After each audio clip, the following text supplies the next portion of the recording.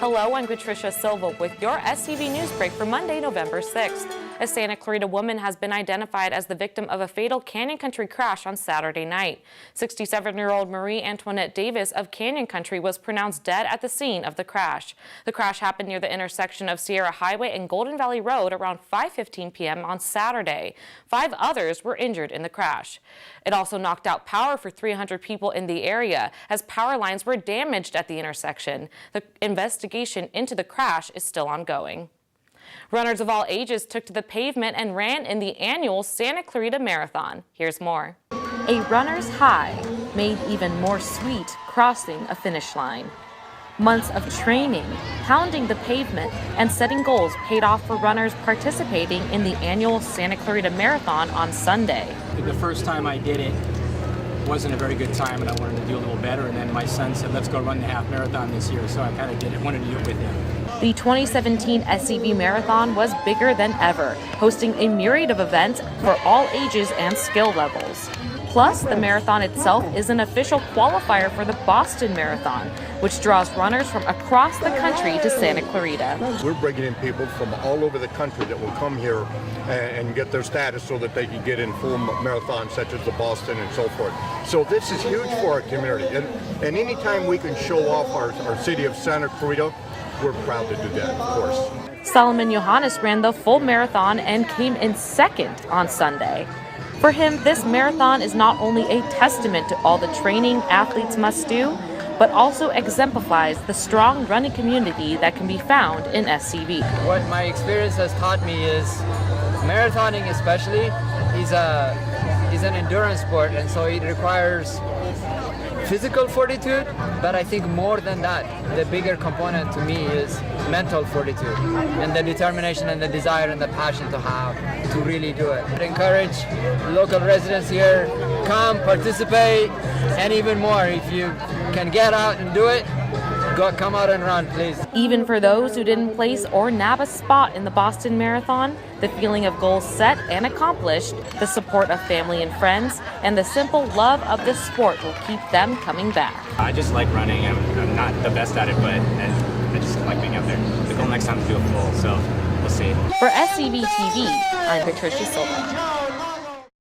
We're going to take a quick break, but when we come back, music was in the air at COC on Saturday. Plus, a festive community tradition is gearing up. Find out more after the break. Families come in all sizes and shapes. Sometimes your friends are your family by choice, or sometimes you're just stuck with Uncle Charles. But what we know is that you want to protect the people that are close to you. But the flu can unravel everything. Your flu vaccine protects you and your family. No matter what draws your family together, protect yourself, protect your family. Everyone needs a flu vaccine. Welcome back. COC was filled with talented musicians and dancers on Saturday. Here's Antonio Curiel to tell you more about this.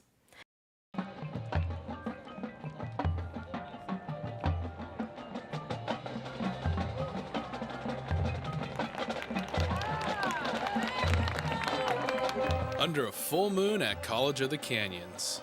Over 30 high school marching bands competed at the 34th annual Hart Rampage on Saturday. The all-day event is hosted by the award-winning Hart Regiment Band and Color Guard of Hart High School. The marching band and color guard is a great opportunity for kids to come and learn how to play an instrument if they haven't before, and also to develop an expertise at it. There's so much teamwork, so you know that it's not one person doing it alone, but it takes a whole team to pull a show like this together.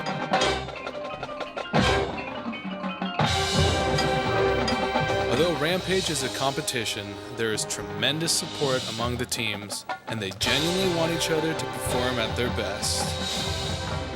You know, just the whole total visual ability, you know, because you get to see the color guards and the flags, you get to see the props, but then you get to hear the music too. And it's not just the trumpets and the wind, it's the percussion in the back, it's the marimbas and the front ensemble in the front, and it all comes together to make one show, and every piece counts so much, and it's wonderful. For SCV TV, Antonio Curiel. It may be November, but at the Boys and Girls Club, it's beginning to look a lot like Christmas. Brandon Iriarte has this story. People don't usually decorate their Christmas trees at the start of November, but the Boys and Girls Club in Santa Clarita are doing so for a good reason. Over at the clubhouse in Newhall, members and volunteers cut, wired, and attached ornaments to several trees in preparation for one of the fundraisers for the Boys and Girls Club. This is all for the Festival of Trees, which happens, I believe, the 16th, 17th, and 18th of November. And it's at the sports complex for 3 days, open to the public to come see the trees, bid on the trees. There are some silent auction trees, there are live auction trees. And this is all a fundraiser benefit for the Boys and Girls Club. Through the coordination of the designers involved, the kids were divided to do several tasks, which allowed them to learn new skills while also keeping a fast pace in designing the tens of trees available. And not only did they learn new skills, but new ways to express their creativity. You know, it's fun to see how everybody puts them together in the, like I would have never thought of doing a row of flowers like that, But that's what makes it more fun to have more designers and more ideas, and then the kids pipe in and say, well, wouldn't this look good? And these kids are learning some new skills, How do you decorate a designer Christmas tree? So I've been trying to educate them as they go along, and hopefully they picked up a few things, and so I think it's kind of fun for everybody. All of this effort pays off at the Festival of Trees event, where families celebrate the season early as they view and bid on the designed trees. For SCV TV, I'm Brandon Uriarte. Taking a look at weather, Monday had a high of 67 and tonight's lows will hit 50. Tuesday, things start to warm up slightly as highs will hit 72. Expect temperatures to be in the low 70s the rest of the week and mostly sunny conditions. That's all for your SCV News Break. For more local news, you can log on to hometownstation.com or scvnews.com. Thanks for watching. I'm Patricia Silva.